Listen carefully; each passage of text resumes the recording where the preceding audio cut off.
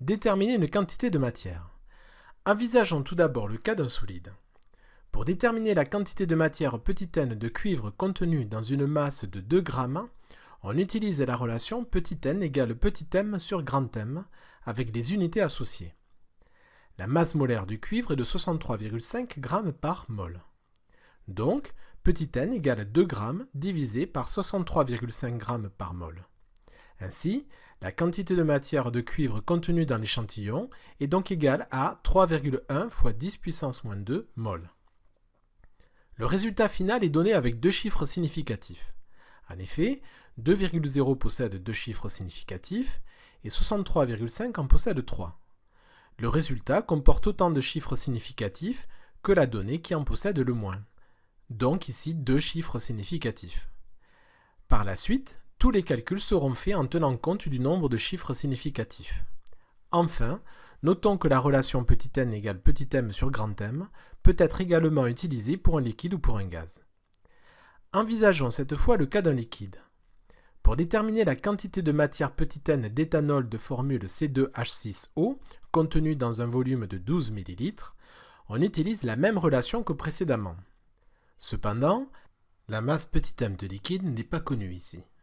Pour la déterminer, on utilise la relation définissant la masse volumique et les unités associées. Ainsi, petit n est égal à ρ fois V sur grand M. Grand M, la masse molaire de l'éthanol, est égale à 2 fois la masse molaire de carbone, plus 6 fois la masse molaire d'hydrogène, plus 1 fois la masse molaire d'oxygène, soit 46 g par mol. La masse volumique de l'éthanol est égale à 0,79 g par millilitre. En remplaçant par les valeurs, on obtient petit n égal à 2,1 fois 10 puissance moins 1 mol. On remarquera qu'il est possible de retrouver l'unité finale facilement. En effet, les grammes se simplifient, de même les millilitres et les millilitres moins 1. Il reste donc au dénominateur mol moins 1, ce qui revient à écrire mol au numérateur comme seule unité. Envisageons désormais le cas d'un gaz. Pour déterminer la quantité de matière petit n de méthane contenue dans un volume de 0,50 litres, il faut utiliser la relation petit n égale V sur Vm et les unités associées. Le volume molaire Vm, valable pour tous les gaz, est égal à 24 litres par mol dans les conditions habituelles de température et de pression. En remplaçant par les valeurs, on obtient petit n égal à 2,1 fois 10 puissance moins 2 mol. Pour terminer, envisageons le cas d'un soluté.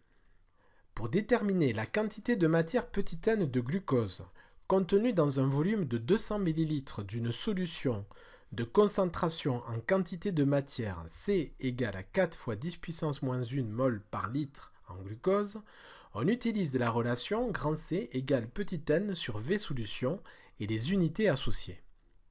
Ainsi, petit n est égal à C fois V solution.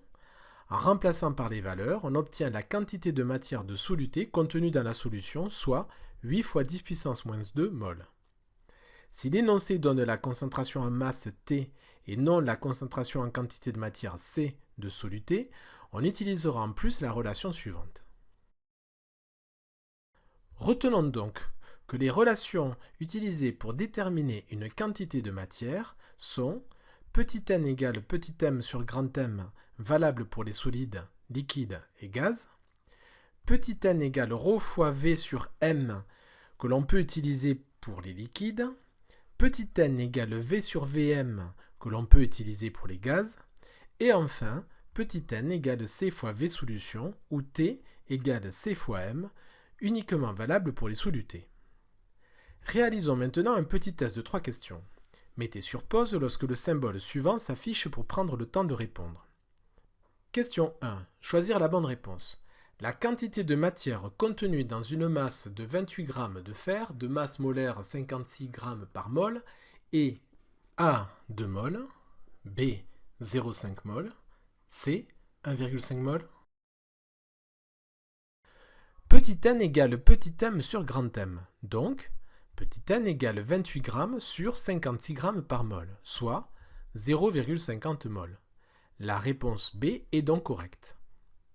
Question 2. Sachant que le volume molaire Vm est égal à 24 litres par mol, La quantité de matière contenue dans un volume de 2,4 litres de gaz méthane est A. 0,10 mol, B.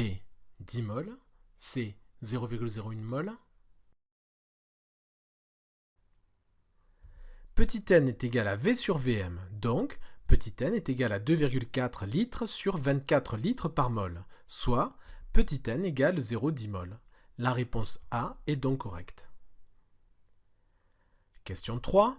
La quantité de matière d'acide éthanoïque contenue dans un volume de 1,5 litre d'une solution de concentration C égale à 2 mol par litre en acide éthanoïque est A. 0,75 mol, B. 3,5 mol ou C. 3 mol.